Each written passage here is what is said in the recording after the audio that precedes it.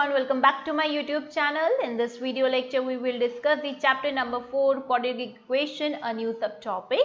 What was that new subtopic? So that is roots of quadratic equation.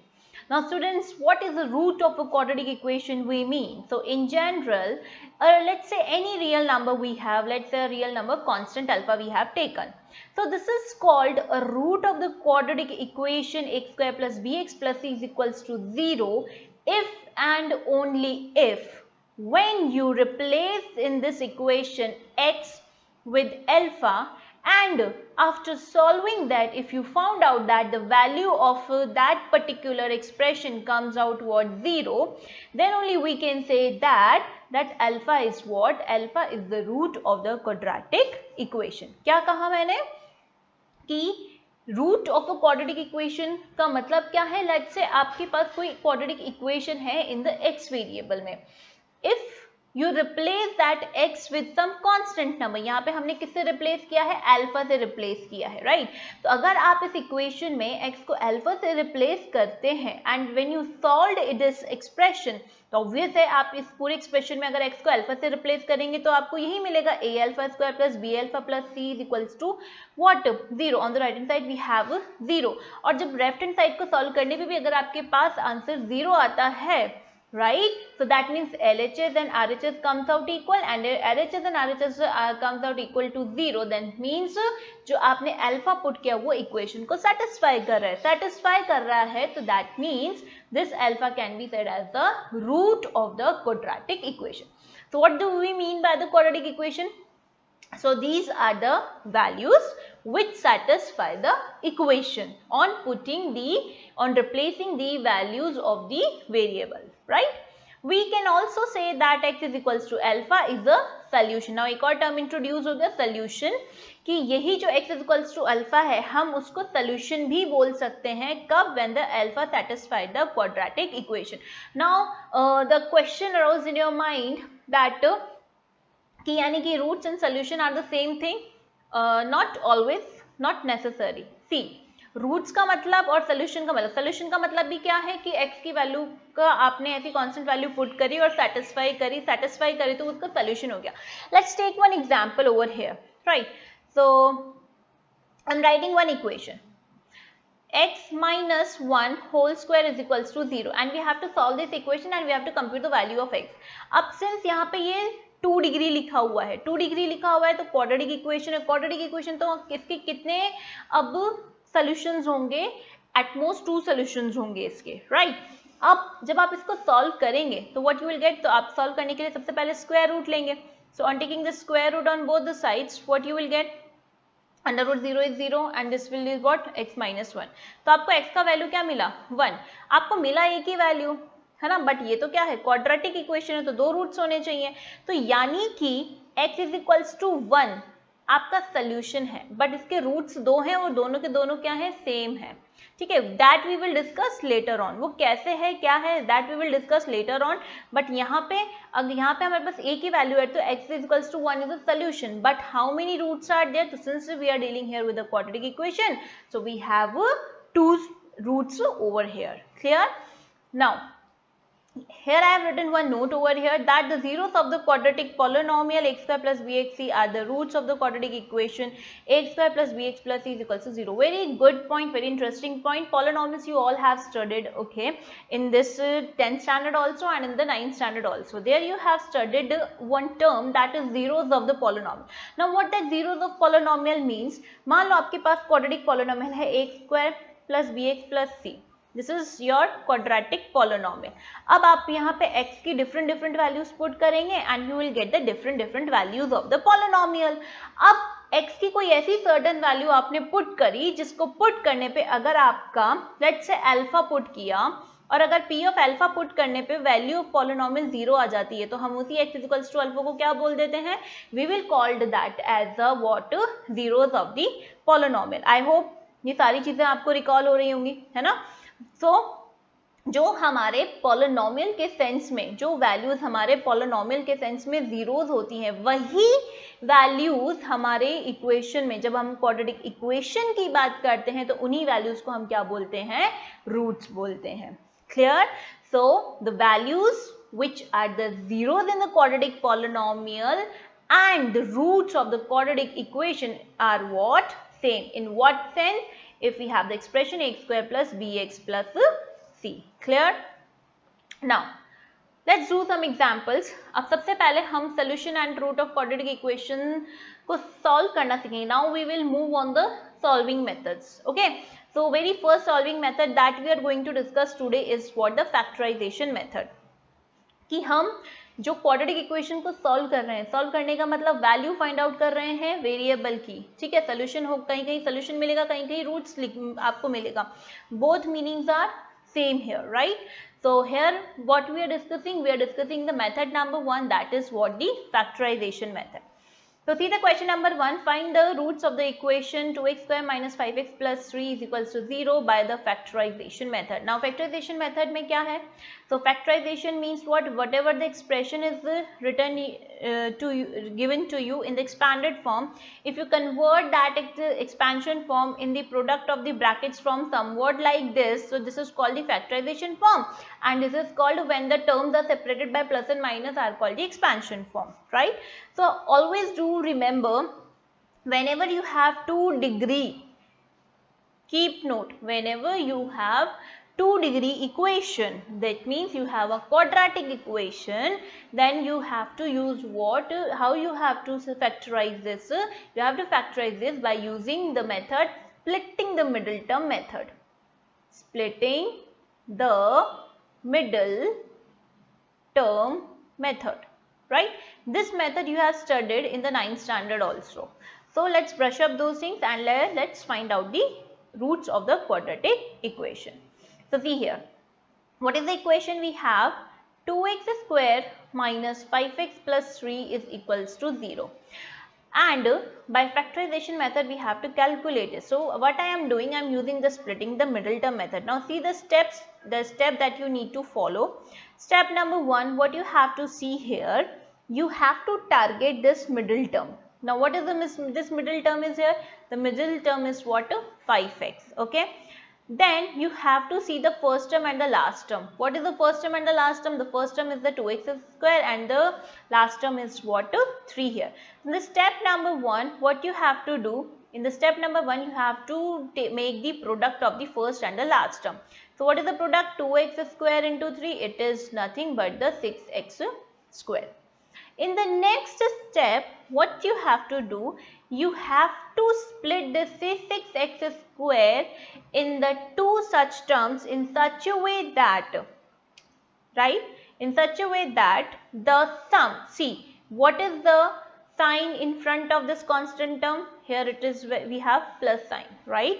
तो हमें यहाँ पे अब 6x square को ऐसे 2 terms में split करना है जिनका sum, because we have the plus sign here, तो हमें यहाँ पे एडिशन देखना है कि जिनका सम क्या होना चाहिए, उनका सम 5x के इक्वल होना चाहिए. और प्रोडक्ट किसके इक्वल होना चाहिए? प्रोडक्ट इक्वल होना चाहिए 6x स्क्वायर के इक्वल. तो ऐसा तो हमारे पास एक ही पेयर है. Which pair we have? 3x and 2x. क्योंकि 3x एंड 2x को अगर आप ऐड करेंगे, 3x प्लस 2x मिलके क्या 5x बनेगा? यस. और हमें यहाँ पे भी क्या चाहिए? 5x ही चाहिए. और जब 3x एंड 2x को मल्टीप्लाई करोगे तो क्या आपको 6x स्क्वायर मिलेगा? यस मिलेगा. तो यानी कि अब आपकी जो मिडिल टर्म है 5x, उसको आप किस फॉर्म में स्प्लिट करके लिखेंगे? 3x एंड 2x के सम के फॉर्म में. Why sum? Because in the front of this constant term what we have the plus sign over here. Clear? So 2x square minus sign as it is बाहर रखो और 5x को कैसे split करके लिखो आप? 3x plus 2x plus 3 is equals to 0. Clear? Then open the bracket. So 2x square minus 3x minus 2x plus 3 is equals to 0. अब हमें क्या करना है? Now we have to do the grouping of the two terms और हमें उसमें से जो जो कॉमन आ रहा है उनको बाहर निकालना है. So what I am doing? Grouping the first two and the last two. First two में क्या कॉमन है? x. So what we are left over with? 2x minus 3. Second में क्या कॉमन है? Second में हमारे पास देखने को कुछ भी कॉमन नहीं है. कुछ भी कॉमन नहीं है. तो जिसका कोई नहीं होता उसका कौन होता है, 1 होता है. So take the common 1 outside. Okay, तो अब हम 1 नहीं लेंगे, हम -1 कॉमन बाहर लेंगे. क्यों ऐसा देखो हम कर रहे हैं, हमेशा जब भी आप इस तरह से क्वेश्चंस करेंगे splitting the middle term method से फैक्टराइज करेंगे, तो जो आपकी फर्स्ट ब्रैकेट जनरेट हुई है वही एग्जैक्टली सेम ब्रैकेट आपकी नेक्स्ट में जनरेट होनी चाहिए. अब टर्म्स तो आपको मिल गई, टर्म्स यहाँ पे भी 2x से 3 है तो यहाँ पे भी 2x एंड 3 तो मिल गया, बट साइन कन्वेंशन का प्रॉब्लम आ रहा है.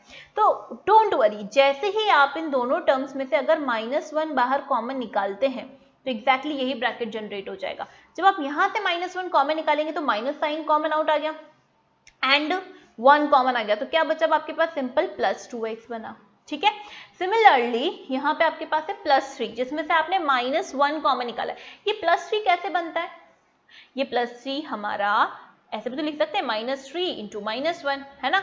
तो यानी कि अगर अब इस +3 को अगर हम इस फॉर्म में लिखें, उसमें से -1 अगर हम बाहर कॉमन निकालें तो what we are left over with -3.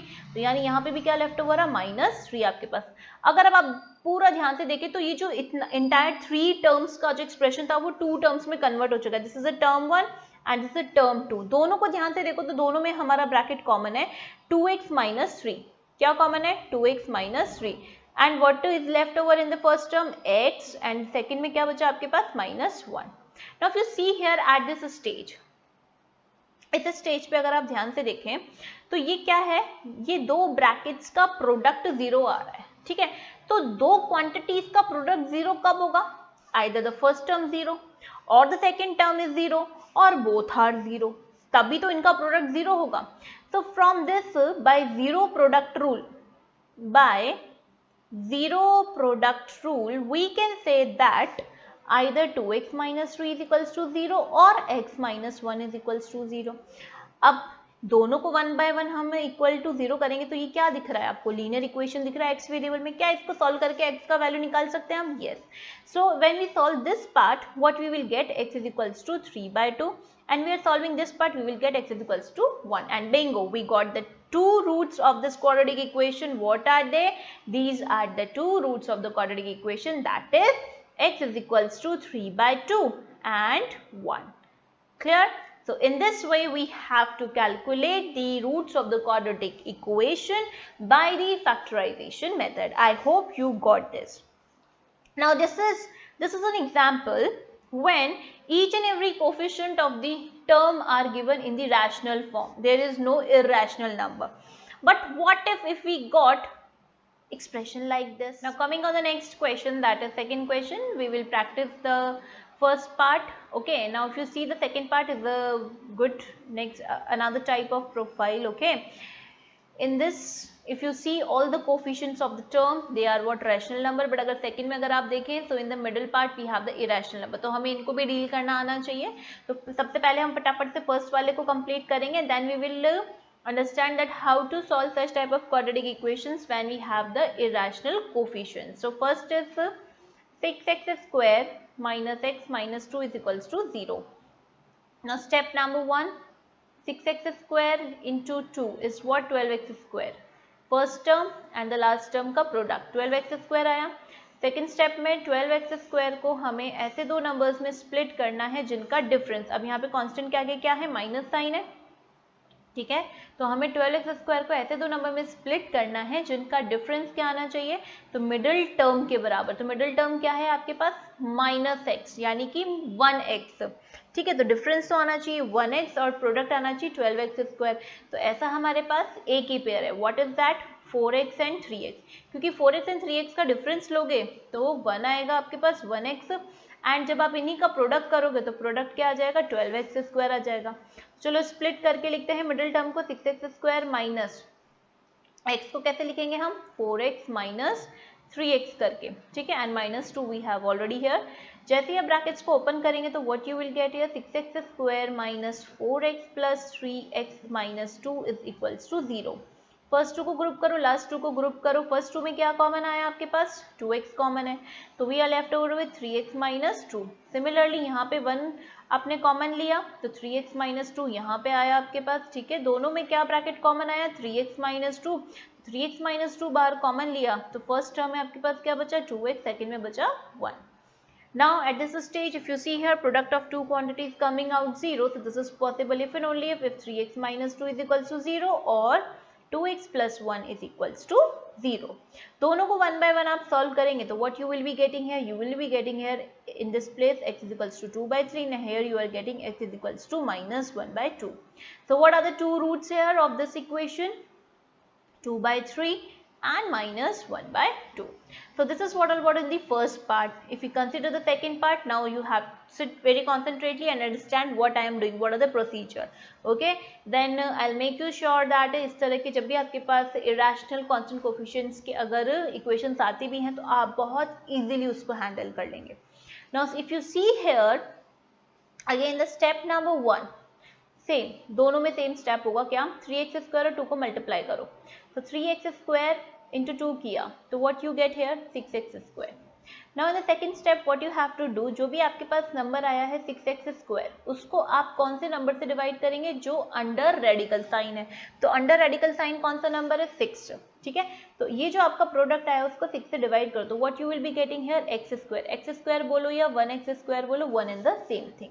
अब हम इसको टारगेट करेंगे. ठीक है, और जो स्टेप हम यहाँ पे सेकेंड में फॉलो करते थे अब हम उसमें थर्ड में फॉलो करेंगे, कंसिडरिंग दी 1x स्क्वायर, कि 1x स्क्वायर को ऐसे दो नंबर में स्प्लिट करना है जिनका सम, अब यहाँ पे कांस्टेंट के आगे क्या है? एडिशन, तो यानी कि हमें सम करना है कि 1x स्क्वायर को ऐसे दो नंबर में आपको स्प्लिट करना है जिनका सम तो क्या आना चाहिए?